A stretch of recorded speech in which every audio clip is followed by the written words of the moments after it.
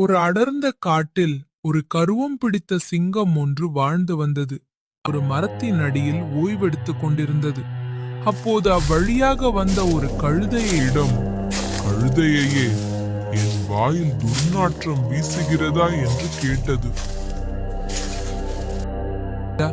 மிகவும் மோசமான நாற்றம் வீசுகிறது என்று சொல்லியது. அதற்கு சிங்கம், என்னிடமே நீ இப்படி கூறுகிறாயா என்று அதனை வேட்டையாடியது. சில மணி நேரம் கழித்து வழியாக ஒரு ஓநாய் வந்தது. அந்த ஓநாய் இடமும் என் வாய் துர்நாற்றம் வீசுகிறதா என்று கேட்டது. அதற்கு ஓநாய், துர்நாற்றம் எதுவும் வீசவில்லை ராஜா என்று கூறியது.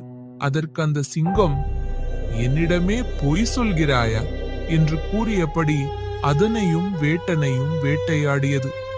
அவ்வழியாக வந்தது ஒரு நரியிடமும் கேட்டது. அதற்கு நரி, எனக்கு 3 நாட்களாக ஜலதோஷம் பிடித்திருக்கு, அதனால் எனக்கு எந்த வாசனையும் வரவில்லை என்று கூறியது. அங்கிருந்து சென்றது. சிங்கமும் சிந்தித்தபடியே ஓய்வெடுத்தது. இந்த கதையில் ஆபத்து வரும் ஒரு இடத்தில் புத்திசாலிகள் எவ்வித கருத்துக்களையும் கூற மாட்டார்கள்.